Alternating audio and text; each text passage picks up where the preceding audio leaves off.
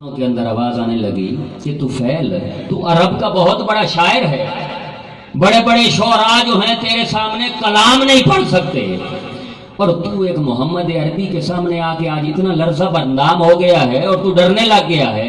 طفیل کچھ بھی ہو آج اپنے کانوں سے روئی نکال، اگر وہ کلام کا بہت بڑا کوئی ماسٹر ہوگا تو اس کے کلام سن کے اس کو مان لینا، بس ٹھیک ہے اچھا کلام پڑھا ہے، اور اگر وہ تجھ سے کم ہوا تو اپنا کلام سنا دینا اس کو، تو وہ اس کو مغلوب کر لینا۔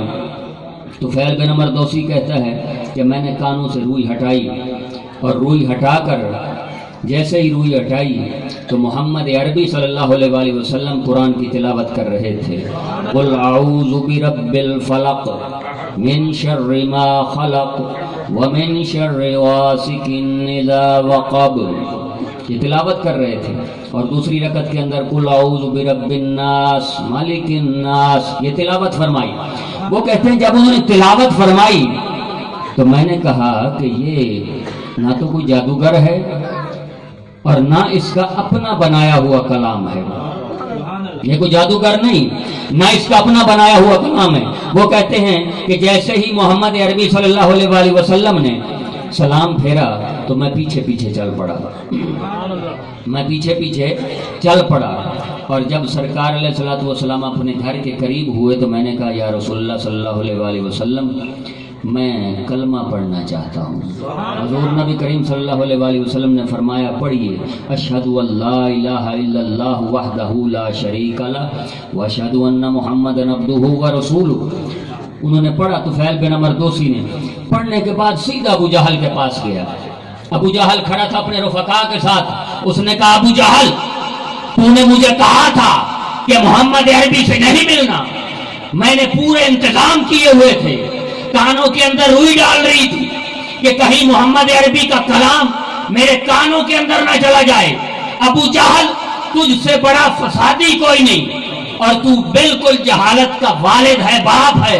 سن، محمد عربی کا کلام نہ جادو ہے نہ شعر ہے، محمد عربی سچا ہے، اس کا کلام سچا ہے۔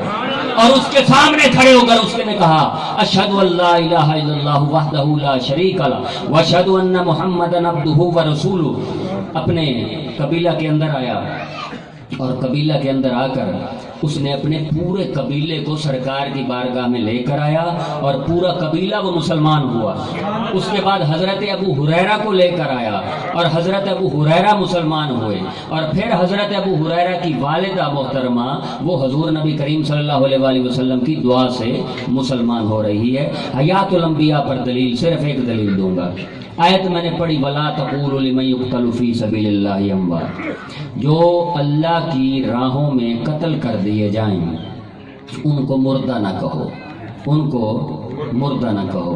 یہ بارہا آپ نے سنی، وَلَا تَقُولُوا لِمَن يُقْتَلُ فِي سَبِيلِ اللَّهِ أَمْوَاتٌ، جو رب کی راہوں میں قتل کر دیے جائیں انہیں مردہ، اپنی گفتگو کے اندر انہیں مردہ نہ کہو۔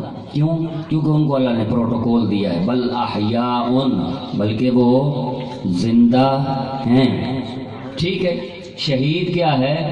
زندہ ہے۔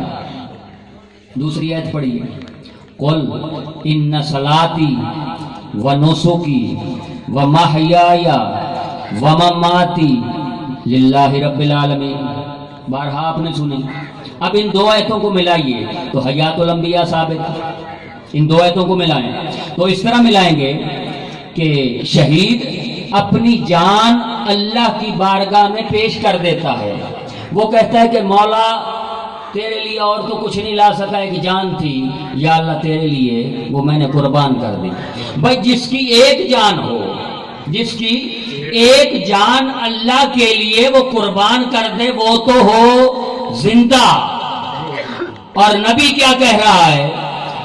اللہ فرماتا ہے آپ ان سے کہہ دیں ان صلاتی، میری نمازیں، ونسکی، میری قربانیاں، ومحیای، اور میری زندگی، ومماتی، اور میری موت، للہ رب العالمین، وہ اللہ رب العالمین کے لیے ہیں۔ بھائی ایک زندگی سے گیا، ایک نے صرف اپنی زندگی اللہ کے لیے دی قرآن کہتا ہے اسے مردہ نہ کہو، اور جو اپنی نمازیں رب کے لیے پڑھے، اس کی نمازیں خدا کے لیے ہوں، اس کا سونا خدا کے لیے، اس کا جاگنا خدا کے لیے، اس کی قربانی خدا کے لیے، اس کی موت خدا کے لیے، اس کی حیات خدا کے لیے، تو اسے مردہ کیوں کہو گے؟ وہ بطریق اولا اس شہید سے زندہ ہے، کیونکہ شہید ایک جان کا نذرانہ دیا، وہ زندہ ہو گیا، اور محمد عربی کی ساری زندگی رب کے لیے، اخلاص رب کے لیے، جب رب کے لیے تو میرا نبی بطریق اولا زندہ ہے۔ تو یہ ہے حیات الانبیاء پر پہلی دلیل۔ نعرہ تکبیر، نعرہ رسالت، نعرہ حیدری، عظمت مصطفیٰ۔ آخری جو گفتگو کروں گا وہ یہ کروں گا کہ آج کل جو فتنہ ہے ختم نبوت پر، تو یہ کوئی مولویوں کا مسئلہ نہیں ہے، ٹھیک ہے، اور یہ ختم نبوت کے جو منکرین ہیں اور جو یہ کہتے ہیں معاذ اللہ کہ ہم جو ہیں وہ اللہ کے نبی ہیں، نیٹ پر کافی ان کے آپ کو چیزیں مل جائیں گی، تو انہوں نے بیس بنیاد کیا بنائی؟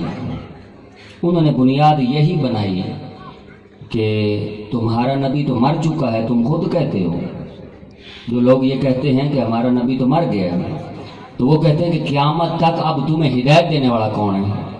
تو پھر یہود، نصارہ اور دیگر مشرکین جو ہیں وہ نبی بننے کی کوشش کرتے ہیں۔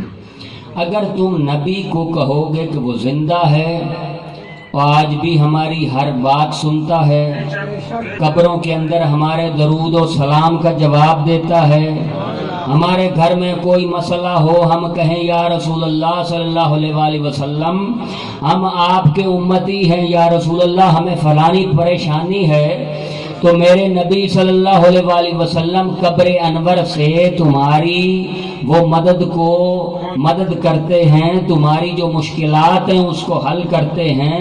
جب یہ عقیدہ رکھو گے تو کسی کے مائی کے لال کی یہ جرت نہیں کہ تمہارے سامنے کہے کہ میں اللہ کا نبی ہوں۔ یہ اللہ کے نبی کا ڈھونگ صرف اسی وقت رچے گا جب کوئی بندہ کھڑا ہو کے کہے گا کہ محمد عربی تو ختم ہو گیا۔ دلیل انک میت وانہم میت، دلیل یا فَإِن مَاتَوْا قُتِلَ انقلبتم علی اعقابکم۔ تو یہ ساری باتیں جب اس کو محمول کریں گے اس بات پر کہ ہمارے محمد عربی فوت ہو گئے، مر گئے، مٹی میں مل گئے، تو اس پر پھر یہ دوسرا عقیدہ بنے گا کہ وہ کہیں گے کہ ہم جو ہیں وہ نبی ہیں۔ جس طرح حال ہی کے اندر وہ زاہد کھڑا ہوا اور اس نے کہا کہ میں اللہ کا نبی ہوں، تو آپ آخری حدیث سنتے جائیں اور جو اس طرح کی بات کرے اس کو یہ کہیں کہ اس حدیث کا تو جواب دے دے۔ اللہ کے نبی نے فرمایا، ایک صحابی نے کہا یا رسول اللہ صلی اللہ علیہ وآلہ وسلم ہم آپ پر ابھی تو درود و سلام بھیج رہے ہیں، جب آپ فوت ہو جائیں گے تو پھر درود و سلام کیسے بھیجیں گے؟ حضور نبی کریم صلی اللہ علیہ وآلہ وسلم نے فرمایا جو کچھ فرمایا اس کے اپنے ذہنوں کے اندر رکھے محفوظ۔ ان اللہ، بے شک اللہ تبارک و تعالیٰ نے حرم علی الارض، زمین پر حرام قرار دے دیا، ان تاکل اجساد الانبیاء، زمین پر حرام قرار دے دیا کہ وہ نبیوں کے جسموں کو کھائے، زمین پر حرام قرار دے دیا۔ اس کی اتباع میں علماء نے لکھا کہ علماء متقی پرہیزگار اس میں شامل ہیں۔ آخری بات ذرا توجہ سے سننا، میرے تایا جان قبلہ غلام محمد رحمت اللہ علیہ جن کا عرس شریف بھی ہوتا ہے، انتقال کے تقریباً 4 سال یا اس سے بھی زائد وہ پروفیسر میاں محمد عمر نعیم صاحب ان کے خواب میں آئے کہ بیٹا میرے نیچے جو ہے وہ کچھ پانی محسوس ہوتا ہے، یہ بہت پرانے فتوے کی بات کر رہا ہوں، بیٹا مجھے پانی محسوس ہوتا ہے تو یہ پانی میرے نیچے سے نکلواؤ۔ تو والد صاحب مفتی محمد عبدالغفور صاحب کو انہوں نے رابطہ کیا، خط لکھا، تو انہوں نے کہا کہ آپ ایسا کریں مزید تھوڑا سا سکون کریں۔ کچھ دنوں کے بعد میرے تایا جان غلام محمد رحمت اللہ علیہ پھر خواب میں آتے ہیں اور کہتے ہیں کہ محمد عمر میرے نیچے سے جو پانی ہے اس کو کہیں ختم کرواؤ۔ قبر کشائی کی گئی، قبر کشائی کرنے کے بعد بندہ اندر گیا اور اس نے دیکھا کہ واقعی پانی موجود ہے، پانی اس نے نکالا، اور یہ تمام برادران جو میرے تھے وہ قبر کے اوپر کھڑے تھے، اور قبر کے اوپر کھڑے ہو کر اس کو کہا کہ کوئی چیز کو ہاتھ نہیں لگانا سوائے پانی کے، کیچڑ جو ہے اس کو باہر نکال دو۔ بس کیچڑ نکالا گیا، مٹی ڈال دی گئی۔ اس کے بعد وہ شخص کہتا ہے، اب وہ پتہ نہیں زندہ یا فوت ہو گیا، وہ کہتا ہے کہ میرا دل چاہا کہ میں کفن کے اندر ہاتھ ڈالوں۔ 4 سال گزر گئے، وہ کہتا ہے کہ میرا دل چاہا کہ میں کفن کے اندر سے ہاتھ ڈالوں۔ کفن کے اندر ہاتھ ڈال کر، اب تایا جی کی عادت یہ تھی کہ وہ سر کو گنج کروا کے رکھتے تھے، وہ کہتے ہیں کہ میں نے جب ہاتھ پھیرا تو یوں لگا جیسے بال بڑھ رہے ہیں، بال بڑھ رہے ہیں۔ کیا فرمایا تھا سرکار علیہ السلام نے؟ ان اللہ حرم علی الارض ان تاکل اجساد الانبیاء، اللہ تبارک و تعالیٰ نے زمین پر حرام قرار دے دیا کہ وہ نبیوں کو جسم کو کھائے۔ تو مشاہدے میں یہ بات آئی، جو نبی سے محبت رکھے اللہ اس کی لاش کو بھی خراب نہیں ہونے دیتا۔ اسی کے ساتھ اجازت چاہوں گا، میرا پیغام جو تھا وہ پہنچ گیا۔ وآخر دعوانا الحمدللہ۔